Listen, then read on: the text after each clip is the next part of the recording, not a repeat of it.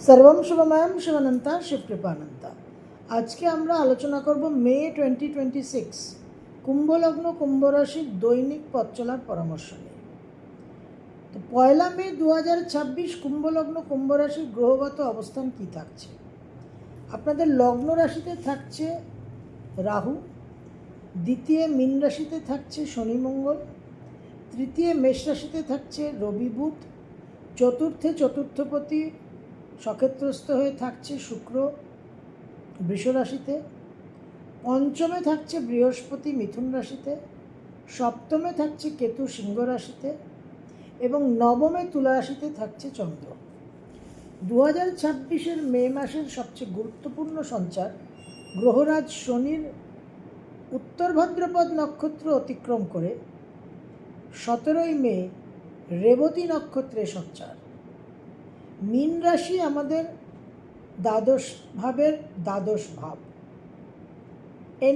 End of a cycle, একটা পর্বের সমাপ্তি, নতুন সাইকেল, নব পর্ব, নবজীবন শুরু হয় মেষ থেকে এবং সেই এন্ড অফ সাইকেলের লাস্ট নক্ষত্র হচ্ছে রেবতী। সুতরাং জীবনের পর্ব অধ্যায় শেষ হওয়া, যবনিকা পতন বিশেষভাবে কিন্তু আমাদের এই শনির রেবতী নক্ষত্রে সঞ্চারে আমরা অনুভব করতে চলেছি। রবি আপনাদের সপ্তমপতি থার্ড হাউসে অবস্থান করে থাকছে তুঙ্গস্থ হয়ে 14 মে অবধি। এই রবি 4th হাউসে সঞ্চার করবে বৃষ রাশিতে 15 মে। 4th হাউসে সঞ্চার করে কিন্তু একটু আপনাদের পারিবারিক সুখ শান্তিকে বিঘ্নিত করবে, আপনাদের ইগো অ্যারোগেন্স আপনাদের দমন করতে হবে। বুধ আপনাদের পঞ্চম এবং অষ্টমপতি থার্ড হাউসে থাকছে 14 মে অবধি, তারপর 15 মে বৃষতে সঞ্চার করছে এবং তারপর পঞ্চমপতি পঞ্চমে যাচ্ছে 29 মে, যেটা অত্যন্ত শুভ একটা সঞ্চার। মঙ্গল আপনাদের তৃতীয় দশমপতি 10th মে অবধি মীন রাশিতে শনির সঙ্গে অবস্থান করে থাকছে, যার নেতিবাচক দিক আপনারা সকলেই অনুভব করেছেন, এক্সপিরিয়েন্স করেছেন। এই মঙ্গল 11th মে মেষ রাশি অতিক্রম করে মীন রাশি অতিক্রম করে মেষে সঞ্চার করবে স্বগৃহে এবং এখানে 21 জুন অবধি অবস্থান করে থাকবে। এই মেষের মঙ্গল অত্যন্ত বলবান কিন্তু প্রিমিটিভ ফায়ার এনার্জি। তৃতীয়পতি তৃতীয় প্রচণ্ড পরাক্রম, প্রচণ্ড মনোবল, শারীরিক বল। তো এই যে একটা বাহুবলী ডিএনএ অ্যাক্টিভেটেড হয়ে যাবে, তাতে কিন্তু আপনাদের নিজেদের একটা ক্যাপিং করতে হবে খুব সচেতনভাবে। ভ্রমণের যোগ থাকছে, নানান রকম প্রাপ্তির যোগ থাকছে, গৃহ পরিবর্তনের যোগ থাকছে, কিন্তু তার সঙ্গে একটা ঔদ্ধত্য, দর্প, দম্ভ, কর্তৃত্ব করার, দমন করার যে প্রবৃত্তি, সেটা বিশেষভাবে বৃদ্ধি পাবে। You have to be very careful. শুক্র আপনাদের চতুর্থ নবমপতি রাজ্যকারক গ্রহ, চতুর্থে 13th মে অবধি থাকছে বিশেষভাবে বলবান হয়ে। ছাত্রদের পড়াশোনা, মায়ের শরীর স্বাস্থ্য, গৃহ সুখ শান্তি সব কিছুকে শুক্র কিন্তু বজায় রাখবে। এই শুক্র 14th মে মিথুনে চলে যাবে, চতুর্থপতি পঞ্চমে, সেটাও কিন্তু বিশেষ রাজ্য এবং শুক্রের বৃহস্পতির সঙ্গে একত্রে অবস্থান, চতুর্থ নবমপতি দ্বিতীয় একাদশপতি একসঙ্গে পঞ্চমে, প্রচণ্ড বলবান অর্থপ্রাপ্তির যোগ, শুভত্বের যোগ, পূর্বপুণ্য প্রকট হওয়ার যোগ। কুম্ভ রাশির যে 7.5 লাস্ট ফেজ, তাতে আপনারা যেরকম স্ট্রেস, স্ট্রেন এবং একটা চাপ অনুভব করছেন, তাতে এই বৃহস্পতি শুক্রের কম্বিনেশন কিন্তু বিশেষভাবে আপনাদের রিলিফ দেবে। মাসের প্রথম দুটো দিন 1st and 2nd মে 2026 ভ্রমণের যোগ দেখা যাচ্ছে।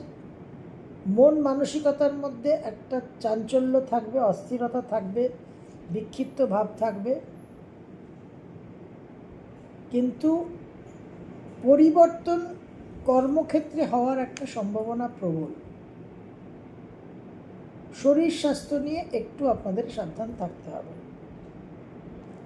3rd and 4th May 2026 কুম্ভলগ্ন কুম্ভ রাশির কর্মক্ষেত্রে ল্যাক অফ কনফিডেন্স বোধ করবেন। অপ্রিয় কোনো, অকাম্য কোনো সম্পর্কে জড়িয়ে পড়তে পারেন। অহেতুক কিছু হঠকারী খরচা, এক্সপেন্ডিচার হয়ে যেতে পারে। হাজব্যান্ড ওয়াইফের মধ্যে দাম্পত্য জীবনে একটা অসুবিধাজনক পরিস্থিতি তৈরি হতে পারে। 5, 6, 7, 5th, 6th and 7th বিশেষভাবে কর্মস্থানে আর্থিক উন্নতির যোগ। যে প্রমোশন, যে ইনক্রিমেন্ট আশা করছিলেন অনেক দিন ধরে, সেই প্রমোশন, সেই ইনক্রিমেন্ট কিন্তু রিলিজ হতে পারে। এবং তাছাড়াও লোন সংক্রান্ত ব্যাপারেও কিন্তু শুভ সংবাদই পাবেন। 8 আর 9, 8th and 9th মে দূর ভ্রমণের সম্ভাবনা, কর্মক্ষেত্রে স্থানান্তর হওয়ার সম্ভাবনা এবং ওয়ার্কলোড বিশেষভাবে কিন্তু বৃদ্ধি পাবে।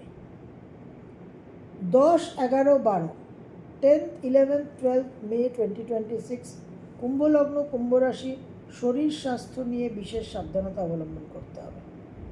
মন বিক্ষিপ্ত, বিভ্রান্ত থাকবে এবং অমনোযোগী হওয়ার কারণে অনেক রকম ক্ষয়ক্ষতি হওয়ার সম্ভাবনা। 13 আর 14, 13th and 14th মে 2026 একটা অন্তর্মুখী ভাব অনুভব করবেন। কর্মক্ষেত্রে এই অন্তর্মুখী ভাব কিন্তু আপনাদের জন্য সঠিক হবে না। আপনাদের কিন্তু একটু ওপেননেস রাখতে হবে।